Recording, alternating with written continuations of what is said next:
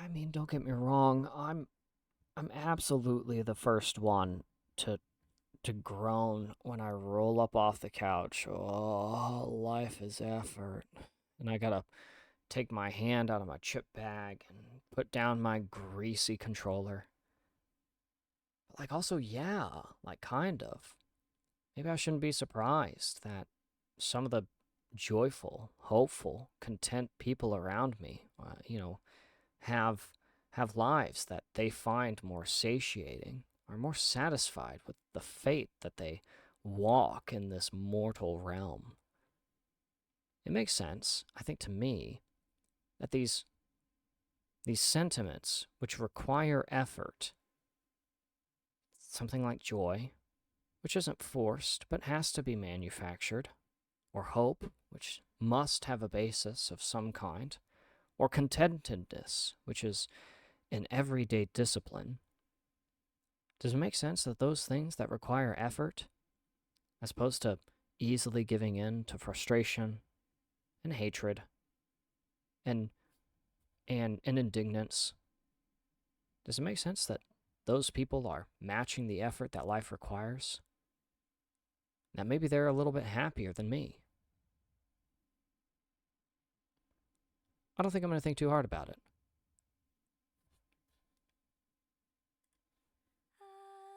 What is up, everybody? I hope you're having a wonderful time. My name is Ethan. I go by Lord Ethan, and I'm an Overwatch collegiate varsity coach of coming up on 6 years, just under 10K hours. I'm hoping to hit that this year. I'm on track to. It should be a blast. One of the things that's going to help me is spending a little bit of time taking a look at one of these VODs. We got a little bit of an intro to chew through here. We are going to be taking a look at a player called Bannnan. I like that name. Unless it's Bannnan, but I'm calling it Bannnan. I think that's a fun way to say it. This is a Masters 3 tank player, so this is going to be some really awesome, invigorating gameplay, and also probably one of those VODs where I really only talk about the fundamentals. This is the stuff that is pertinent at this level. They mention in their notes, first, my goal is to hit GM, and then stay in GM while progressing towards champion. Let me tell you, if there's anyone who can tell you just how swift and harsh that boot out of GM is, I can tell you it's pretty tough sometimes to stay in there. So I'm hopeful that some of this insight will absolutely help you get to and stay in GM. It's definitely not going to be all that helps you. It's going to be a lot of time, a lot of effort, a lot of practice. Effort. They mentioned in their notes, I started playing in Overwatch 1 and have been playing the game off and on for years. So I've mostly played DPS, staying around high Masters to low GM, mainly playing Tracer. 2 weeks ago, I decided I want to learn tank because I have always thought thought it seems like fun to play and queue times are way faster. So far, I have been enjoying it, but gotten stuck around Masters 3, so I figured asking for help will give me a better vision what I need to improve. My current understanding of the tank is that you are supposed to play a bit selfish because that will bring attention to you and allow for your team to do more while also stopping fallout from enemy team. Yeah, I like that approach. That's a really nice way to just keep it really simple and nice and concise. That's perfect. They mentioned about this game.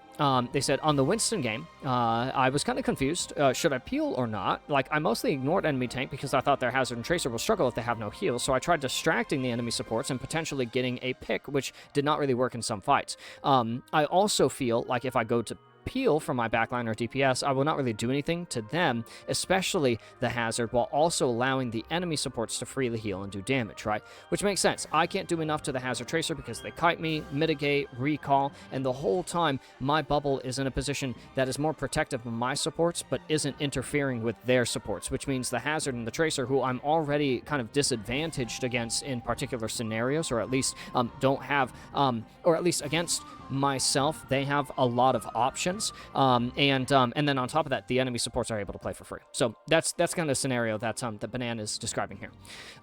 They ask me, how important is it to be able to swap on tank? It's important enough. I feel like certain games feel very hard because of the team comps, but when I play DPS, it felt like punishing, not swapping. Maybe I've just learned to not play around certain things. That's a good question, and we'll see. As far as swapping on tanks, as far as swapping in general, my policy is this. When you're playing Overwatch, you're playing according to 3 core rule sets. That is the character. Who are you playing, right? So you're Winston. You want to jump around. You want to bubble. You want to distract and deploy, and overall just kind of be a menace who can establish, follow up, secure, and disrupt for kills, right? You're thinking about the rules of the composition. Who am I playing with? Do I have follow-up in the form of a Tracer, Genji, Kiri with Suzu? Do I have a Lucio to speed me around during neutral phases when I don't have my cooldowns, right? And then the matchup. Who am I playing against? We already mentioned briefly that Hazard Tracer matchup, right? And so these are some of the interactions that we'll get to play around a little bit. And ultimately, at the end of the day, some of your questions are kind of answered a little bit by kind of understanding a little more closely what our rule sets are and what those look like on different characters, different matchups, different scenarios. But that it takes an incredibly long amount of time to really kind of build up an organic understanding of. So hopefully we can walk away with a couple of core ideas, a couple of core principles to help us make those scenarios a little more readable in real time. The thing about swapping and how this relates is when the rules of the match are unclear, swapping can help us align ourselves a little more closely with the rules that we need to engage in to establish advantages that amount over time to eventually give us the clearest, best decision in the one fight phase, one scenario that actually matters, right? So we're looking to just make swaps to help us build advantages. That's it, right? So if swapping helps you, if you're playing a poke map and you were playing Reinhardt and you can't cross the distance, you got to play Sig, right? That makes sense, right? You're playing Sig because he fits into the rule set of the matches, right? A little bit better. He can shield off the Widow and doesn't hurt as badly from the Zenyatta and has options against the Bastion shift, right? But also, if you're playing Circuit Royale and you don't want to mess around with any of that, then sometimes swapping a Doomfist and just diving right over the top and trying to, just kind of be disruptive and be a nuisance in the backline can also be a good approach. Let's see how the Winston turns out so far. We'll start there. I don't mind this. And he's jumping right in your face. Okay, yeah. So instead of jumping out, my policy as well, and I haven't said this in a couple of videos, but it is always safer in than out, right? So here is where I would probably be looking to jump here. I've got my bubble. He's already in. I don't have to be disruptive right now, right? All I need is scouting information. Scouting information that is more clear, gives me a better option, gives me better direction. All we know is where the Tracer isn't and where the Hazard is, and because we know where those two are, we know that we know that we don't know where the rest of them are. We want to get that information. Do you benefit from matching up against the Hazard at this time, right? We are 3, 2, 1 on our cooldown. We also don't deploy our bubble. And if we aren't going to deploy our bubble, does that mean that we intend to fight here? And if we aren't going to fight here, then why fight for this amount of time, right? As soon as the Hazard comes and walls off of our team, right, this is a disadvantage. He wants us to stay here for as long as we would like so that he can farm damage off of us while my team can't follow up. We have the option of saying, oh, well, F that, and then jumping over here and going from there, right? You might draw people to you, you might force them away, but no matter what, you're not confronted with a Hazard. You're in on their side of the map, ready to control one of their sightlines, one of their angles, right? I'm telling you to go in here because there's no one that you need to peel for. So I don't like this jump backwards. It's always better in than out. It's always better in than out. Kind of nice that you fortuitously happened to land on a Tracer who, wasn't really thinking that you were going to jump backwards, and I can't blame her for it. I wouldn't want you jumping backwards either. Although, actually, yeah, the Tracer doesn't want you doing that either, at least in that scenario. Here in a little bit, she will.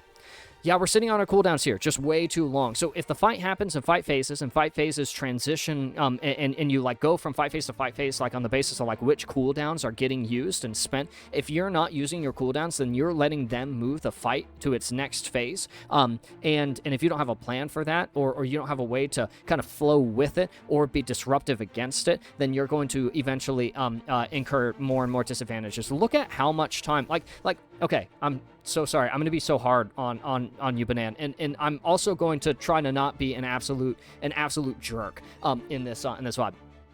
But, I'm calling the bluff. You don't know whether to... You actually just don't know whether to be in or out right now, right? And I want you in, right? What is the Tracer going to do? What is the Hazard going to do? Who are you actually peeling for? The only thing that I've seen so far are things that are so self-serving that it actually acts as a catalyst for the collapse of your team. I'm thinking stellar-level black hole that you are about to create here and suck in all the matter around you into the dregs of even lower mass, which you're entitled you are entitled to the opportunity to avoid that fate here. Go in.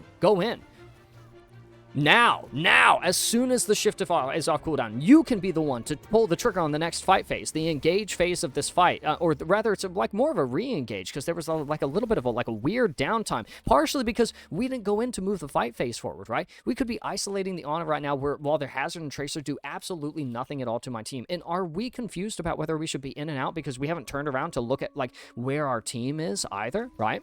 Do we know how okay they are?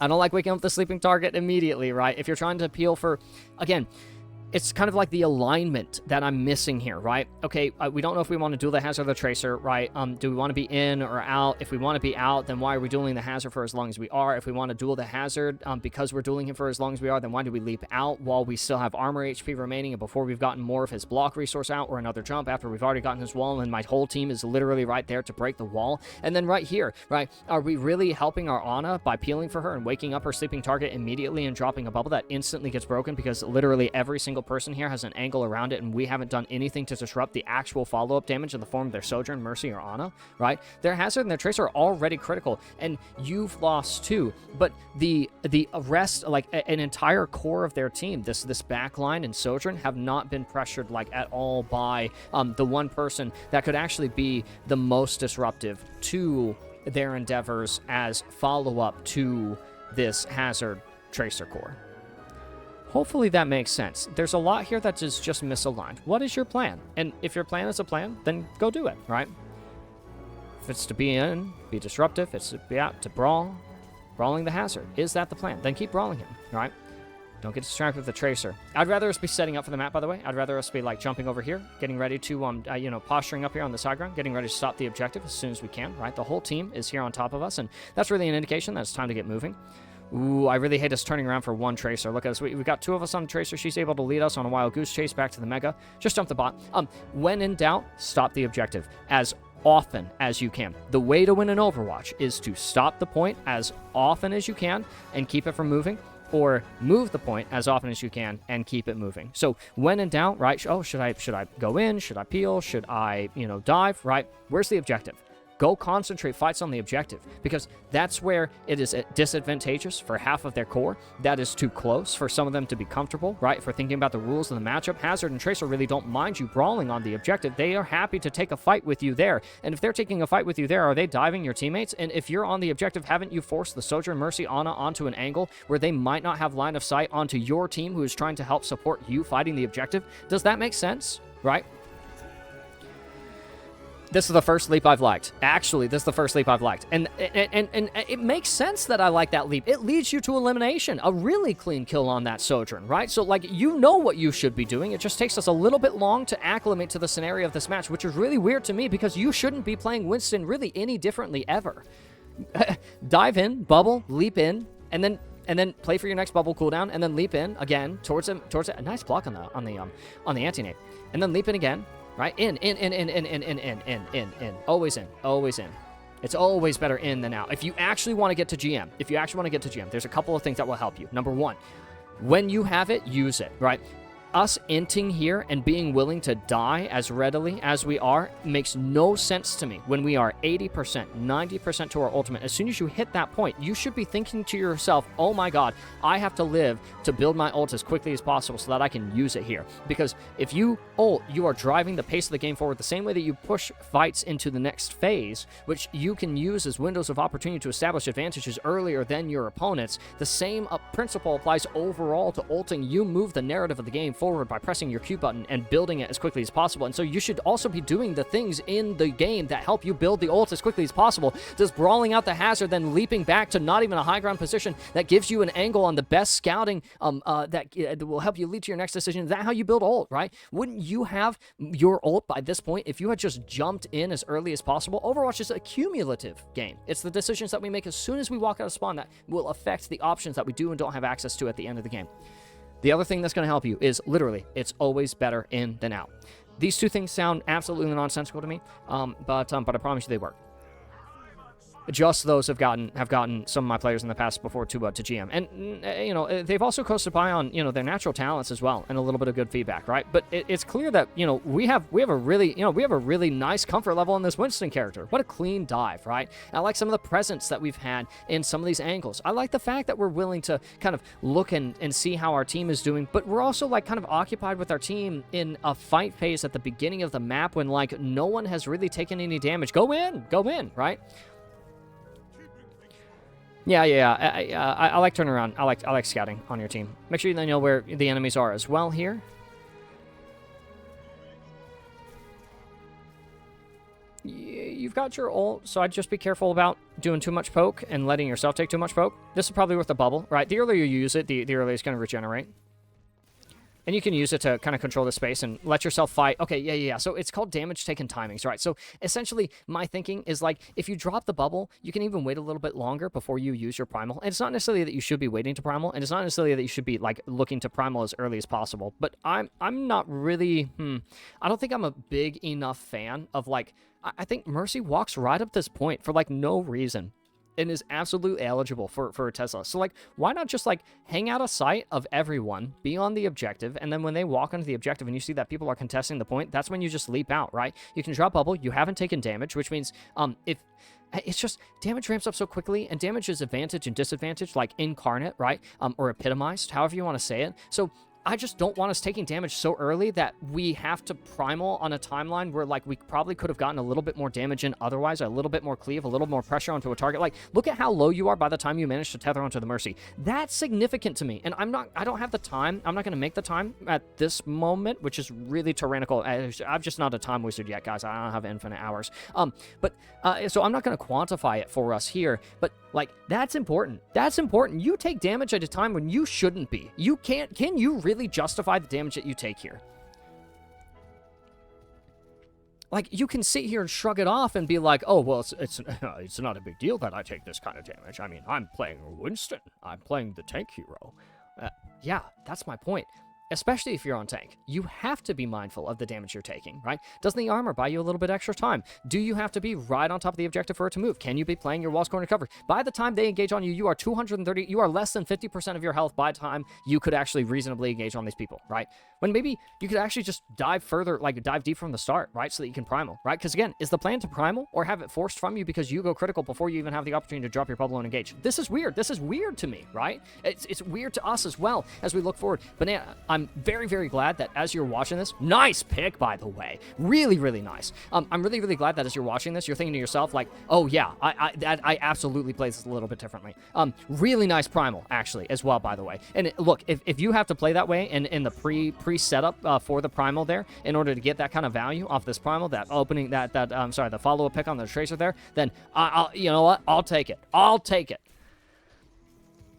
But I do disagree with the way that we were playing in the lead up to that primal just on the basis of principle. I don't really care for this bubble. It does too little. I'm torn on the bubble, but it does too little for me as a knee-jerk reaction. There's definitely like more valuable bubbles that we could go for. I don't mind this. I mean, it's a well-meaning bubble, but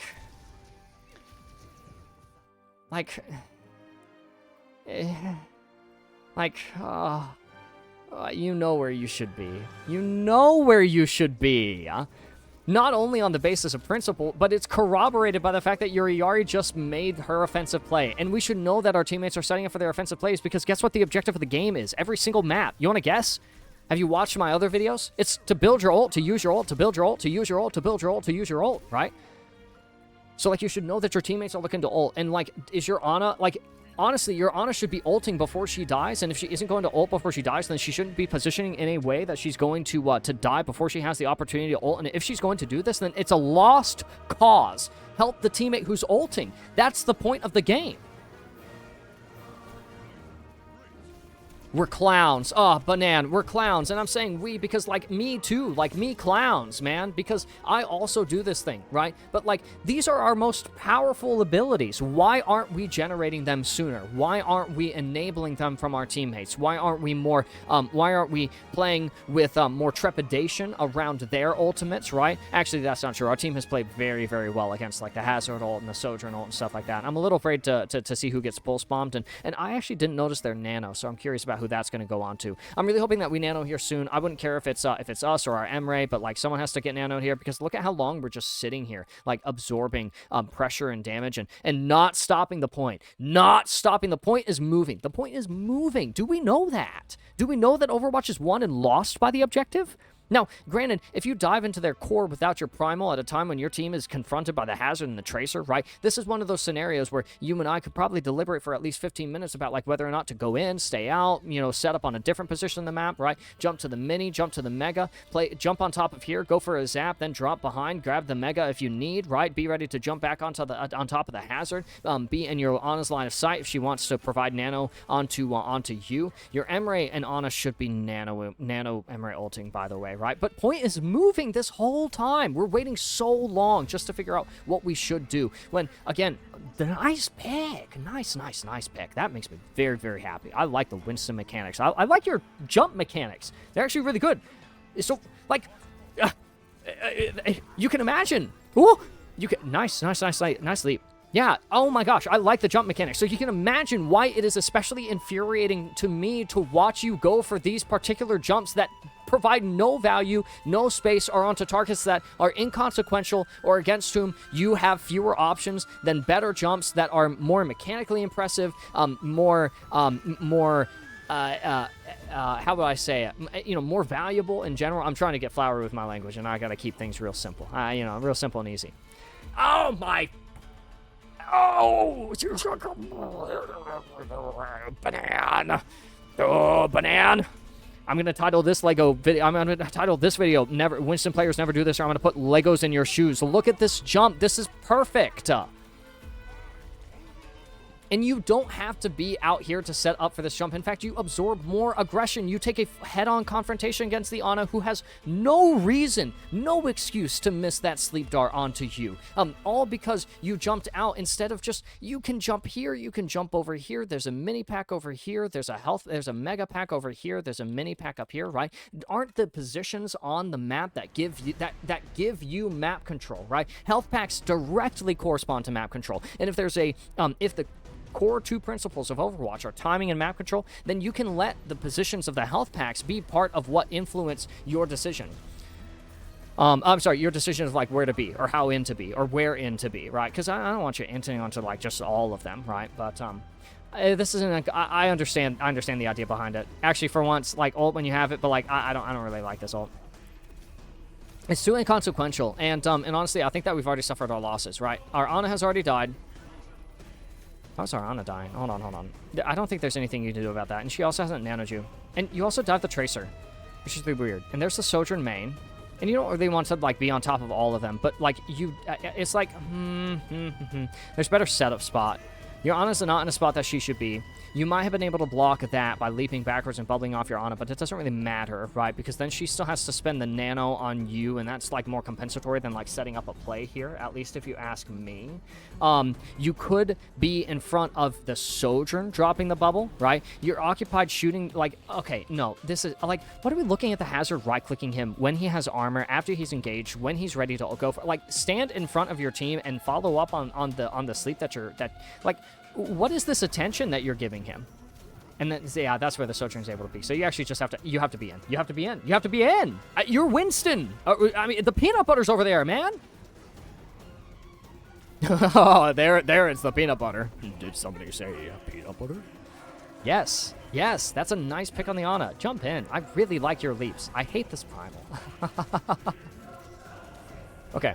Oh my god. Oh, and we just take so much damage and we get forced all the way out. That is so sad. Oh no, and then we get cooked. Yeah. So this is where like, okay, that's the other thing, right? The Overwatch is won and lost by the objective, and people have deliberated over the course of many eras of Overwatch, which all of which you've kind of phased in and out of, is my impression, right, from your interaction or introduction, where you talked about, like, you know, kind of being in and out of Overwatch over the years, and so. And so people have deliberated over many, many moons whether or not, you know, Overwatch is about playing the point or winning the fight so that you can play the point, or playing the point so that you can use it to win the fight. And honestly, like, it's all of the above, yes. But, like, the Overwatch is won and lost by the objective. That should be helping you drive your decisions. And when you lose fights, you should be dying as quickly as possible to reset with your team on or as close to the objective as possible, so that you aren't letting it move while you lose the fight. While you are losing the fight, it is ideal if you are just not letting the payload move. Respect. Why are we leaping out? I hate this. Why are we leaping? Don't leap out. Don't leap out there. Go in. Go in. Go in. Look at your team. They're all in there. Like, you could be in on that tracer so much earlier. Oh, that's so sad. Yeah, our movement cooks us. Bumps into the wall. That's okay. We still haven't nanoed. We still haven't emery ulted. So, like, don't worry. You're not necessarily the one losing this game. Although, I wonder if, like, you being more, like, much more aggressive would force your Ana to nano and your emery to ult. Oh! No, that's a big no-no. Leap in front of your Ana and bubble, like, right now. Your alternative is watching her stagger, like, willfully so. Absolutely not. You have to use your cooldowns. Like, what's the alternative? Sit here and take damage from the hazard while you still have cooldowns to, like, give you value? They drive the narrative forward. Write the story. Oh! I've never seen that before. What? How did you take that much damage? Hold on. 524. 530. You go from 530...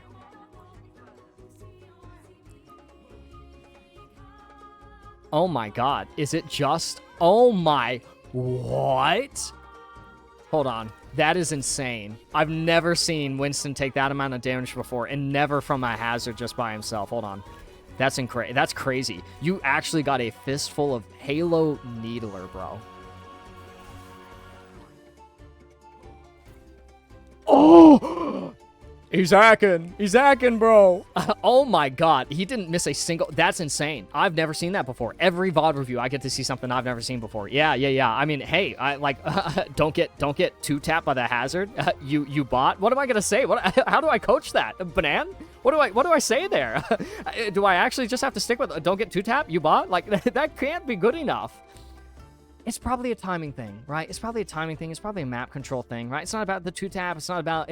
I'm sorry. I was being facetious. I was being illustrative, and I'm not actually calling you a bot. I'm saying that it would be ridiculous of me to say that you just have to not bot out there, right? But, like, is that the time to be engaged? Is that the position to be engaged? Is that you know, the reason that you get two tap out of hazard is because you end up in front of him at that time, right? In that place at that time. Is that timing and map control? Yes, it is, coach. Thank you. Thank you to whoever said that in the back. Yeah, I see you. All right.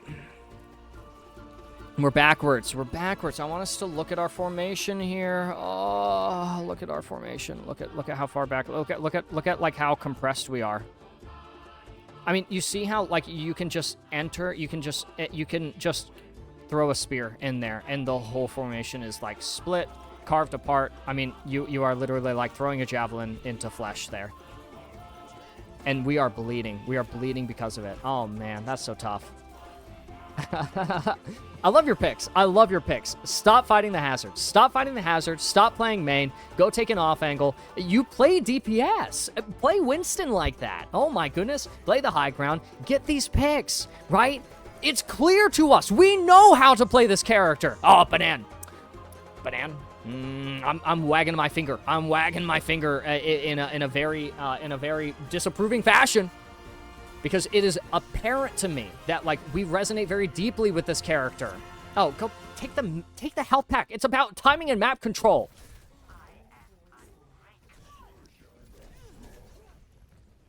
Good. Yeah, I like it. All the mechanical output is really fantastic. We just got to be in the right place at the right time. And you know where the right place at the right time is? In, always. Good. I'll let this play out a little bit faster. We've gotten our takeaways. We've gotten the two ways to get to GM. We're ulting when we have it already, which I really, really like. Although I do want us to, like, I want us to... okay. I think the thing that's going to help us reach GM is possibly that understanding of the relationship between us and the objective, and where the objective starts when the fights begin, and how there's a relationship between that and where the objective ends when the fights resolve favorably or unfavorably, and how when the fights are resolving unfavorably, we want to move or prevent objective progress, and when fights are resolving favorably, we want to make sure that we are using that time, like Red Team is in this VOD review. We want to make sure that we're using that time to attain objective progress, right? That's the way to win and lose in Overwatch. And as a tank, you are a really... I mean, we should be dying so much earlier there, right? I mean, we spend so much time, like, trying to get the pick on the... I think we finally nanoed. This might be the first nano. I'm not entirely sure. In any case, we spent so much time there in front of those other targets. Like, the bot was moving that whole time, right? So, those are a couple of the big pointers for us. And, you know, it's so awesome that all the way up to Masters, all the way up to GM, all the way up to Plat. In fact, even more so at those ranks, it's just about the fundamentals. It's just about the core concepts. You already have a good grasp on the mechanics, the little, you know, nooks and crannies, the proximity in which you need to leap your targets, the ones who are the easiest or the most beneficial to focus or whatever, right? You already know that, and now we just need to make sure that we are adhering ourselves rigidly to the fundamentals of Overwatch and how it is played at the highest levels of the competitive ladder. We can definitely get there. We can absolutely get there. All right. Let's see. Hold on. Give me 1 second. Sometimes my playlist, like, well, normally actually my playlist like aligns really, really nicely with my videos. I'm actually just able to, but now I'm getting creative. So you know what, you guys are just gonna have to bear with it. But I honestly don't see a single. Okay. Anyways, guys, a huge shout out goes out to Bannnan. For submitting this replay code for observation and remark, and this was a fun one. This was a really good VOD review. I'm really thankful that this is one that I looked at. There was a Ryan review on Saravasa that I was really tempted to do. I'm glad we went for this one. Guys, if you would like to have your VOD review for free on the channel, use the Google form below to submit your replay codes. And guys, for those who are supporting the channel with the views, the thumbs up, the likes, the sharing, and definitely share me around. I am so incredibly grateful. It's impossible for me to measure my gratitude to you guys. For affordable, professional standard coaching, feel free to DM Lord Ethan on Discord for full block one-on-one VOD reviews, discussions, team or group VOD reviews, or scrims. I do all of it, and soon not just for Overwatch either. As always, guys, thank you so much for watching. If you are new to the channel, then thank you so much for sticking around and giving this a watch. If you are a regular, I am so very grateful to you, and you already know that. If you're a hater, you understand that it's important to me that you stick around. Leave a comment below, and I'll go back and forth with you all day. You know, it's all in good faith and spirits as well. You can be as hateful to you want as me. I'm always gonna have fun with you guys. If you're just along for the ride like myself, guys, then definitely make sure that you're sticking around. It's gonna be crazy. As always, guys, leave a like, a comment, subscribe to the channel, enable notifications so that you guys can see the instant that new videos premiere. And thank you guys all so much for watching. Remember to be good to each other, be fair to yourselves, and I'll see you guys on the next one.